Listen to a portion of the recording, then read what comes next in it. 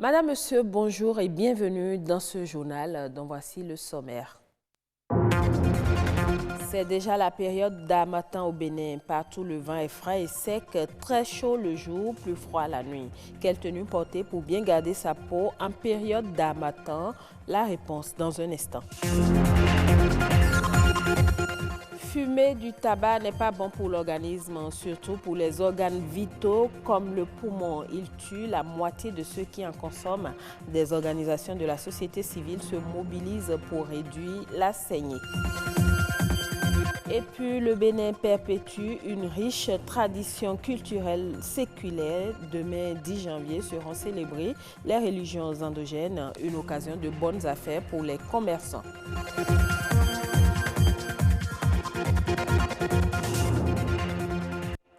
Demain, 10 janvier, un jour spécial pour toutes les religions endogènes du Bénin. Cette année, notre pays va encore célébrer la fête du Vodou et la ville de Ouidah sera comme d'habitude au rendez-vous de cet événement culturel qui draine des milliers de touristes étrangers. Moment propice pour eux de se procurer des œuvres d'art dans le marché créé à l'occasion de la dite fête.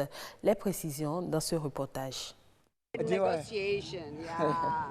Let me think better. Yeah. I don't want to... Négociation du prix d'une œuvre artisanale entre touristes américaines et artisans béninois. 10, 25. Marché conclu. Elle achète une girafe sculptée sur bois à 7 500 francs CFA et paye en dollars. Francs CFA, 7 500. En dollars, avec 15 dollars. L'artisanat traditionnel béninois s'est révélé aux touristes en visite à Ouidah. Une flopée d'objets d'art inonde le marché qu'occasionne la fête du Vodou. Des masques, des divinités, des statuettes et fétiches, des sculptures en bois, des calebasses à l'effigie de Ouidah et du Bénin, des bijoux, des perles et accessoires de mode. Toute la galerie des œuvres d'art est mise en valeur. D'un vendeur à un autre, les touristes achètent à compte-gouttes. Dame Chantal peine à faire un bon chiffre d'affaires. Depuis 3 jours que je suis ici, ce sont des Blancs qui passent pour voir les articles et ils font leur programme pour revenir. Ils n'achètent pas automatiquement. Je vends des œuvres d'art, des colliers, des ceintures artisanales, des bracelets, calebasses, sacs calebasses, des vaudous, plein de choses je vends. À la porte du non-retour, sur la plage de Ouidah, la fête du Vodou et des religions endogènes séduit les regards. Moment de bonnes affaires pour commerçants ambulants et jeunes entrepreneurs. Un bon chiffre d'affaires sur la plage pour le festival de Vodou, c'est très possible. C'est possible parce qu'il y a ce qu'il faut. Le business, je trouve déjà que c'est très intéressant parce qu'il y a vraiment la clientèle, il y a des clients vraiment potentiels, que ce soit les Béninois, que ce soit les expatriés, que ce soit les touristes, un peu de tout. 10 janvier à Ouidah, une nouvelle page de l'histoire de la fête du Vodou est écrite. Des images resteront en souvenir. Ces acteurs du tissu économique ont su également booster l'économie du tourisme. Si vous êtes au Bénin ou dans tout autre pays de l'Afrique de l'Ouest, l'élément qui va suivre pourrait bien vous intéresser. Partout, la saison est à l'harmattan, un vent frais et sec, très chaud le jour, plus froid la nuit et le plus souvent chargé de poussière. Tenue propice durant cette période, pullover, manteau, écharpe, de quoi rester au chaud. Cependant, cela suffit-il? Quelles précautions prendre pour bien garder sa peau en période d'harmattan afin d'éviter certains désagréments? Suivons plutôt.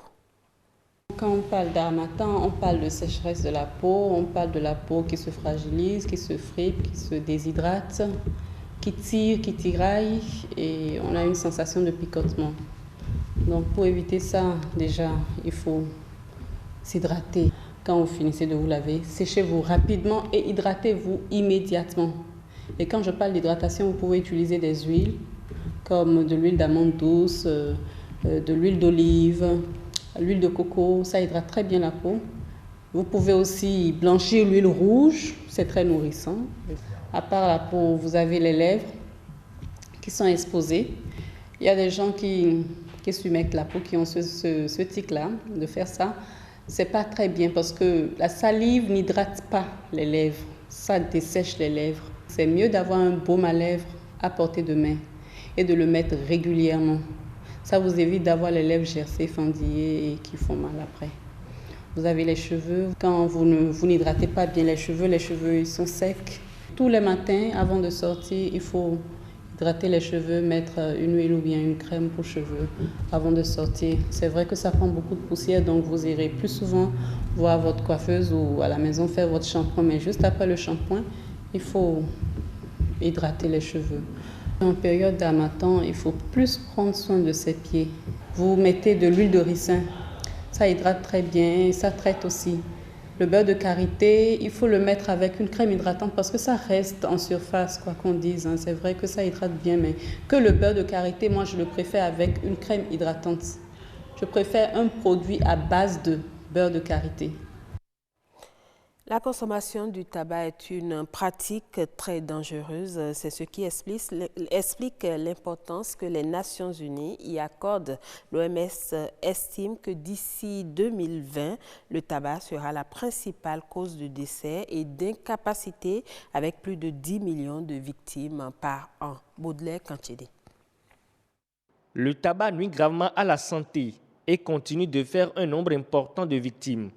En effet, il est l'une des principales causes des décès dans le monde, car il affecte les organes vitaux pour la survie de l'homme. Le poumon, à mon avis, fait partie des organes humains détruits par les effets négatifs du tabagisme. L'OMS a chaque année choisi un thème. L'année dernière, c'était le cœur qui était ciblé, et cette année, je crois que c'est les poumons.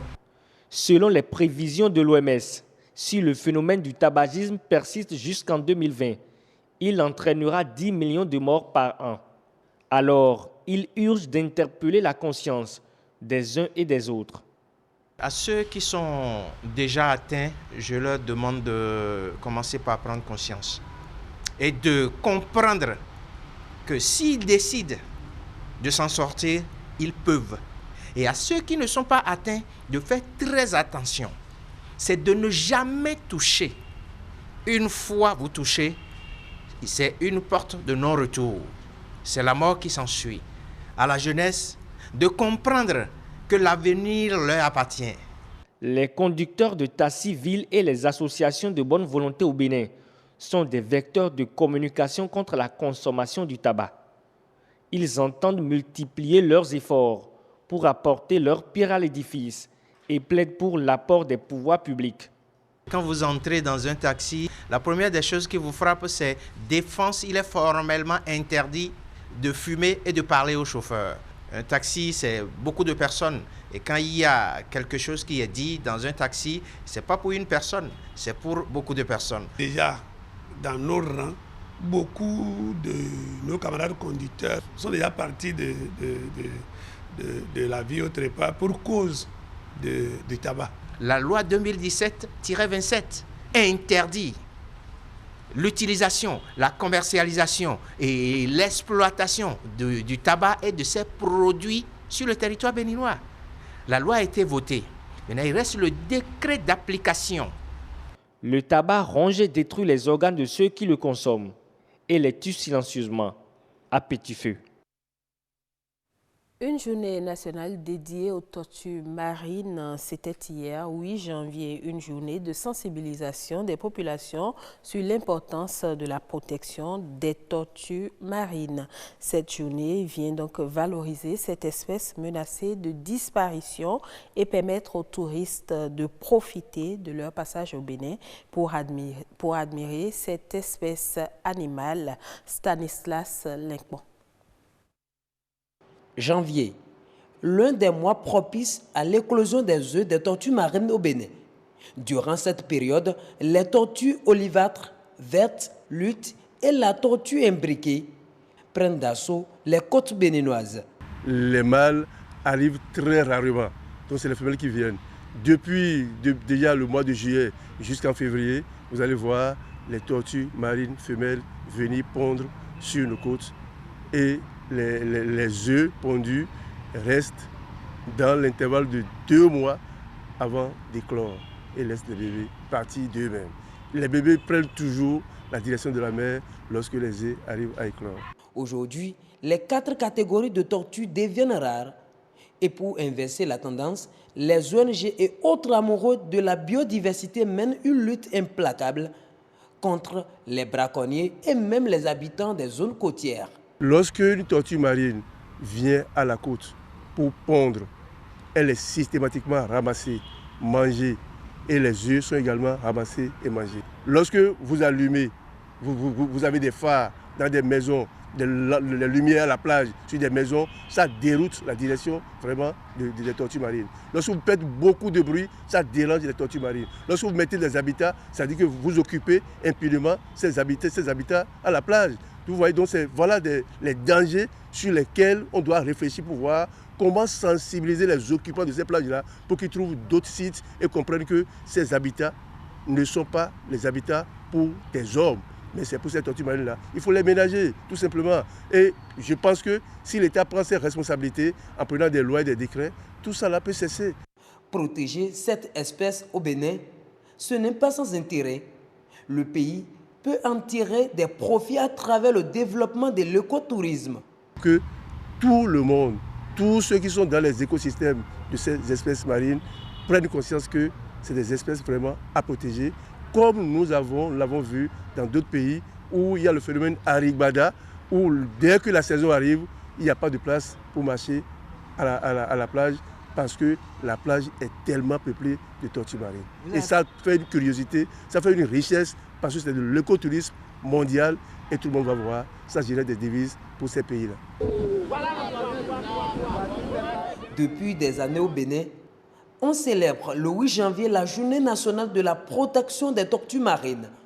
Une occasion de rappel à l'ordre et d'invite des citoyens à une prise de conscience de l'urgence à sauvegarder cette espèce menacée de disparition. Actualité hors de nos frontières, le Burkina Faso envisage de mobiliser 25 milliards de francs CFA sur le marché monétaire de l'Union économique et monétaire ouest-africaine. UEMOA, l'opération consiste en une émission de bons assimilables du Trésor BAT ayant une maturité de 12 mois. Chaque bon sera assorti d'une valeur unitaire de 1 million de francs CFA et sera souscrit à des taux multiples. Cette nouvelle sortie sur le marché monétaire intervient après l'adoption d'un budget 2020 marqué par une hausse de 13% des dépenses pour financer ces investissements. Le pays table sur une croissance de 14% de ses recettes qui devrait néanmoins rester insuffisante, entraînant un déficit de 285 milliards de francs CFA en hausse de 10%.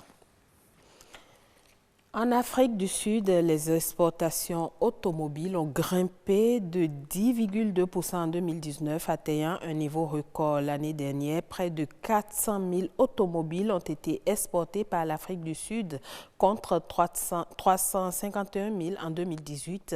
Cette hausse est due à une amélioration de la production des principales usines d'assemblage du pays et contraste avec la baisse des ventes d'automobiles sur le marché sud-africain.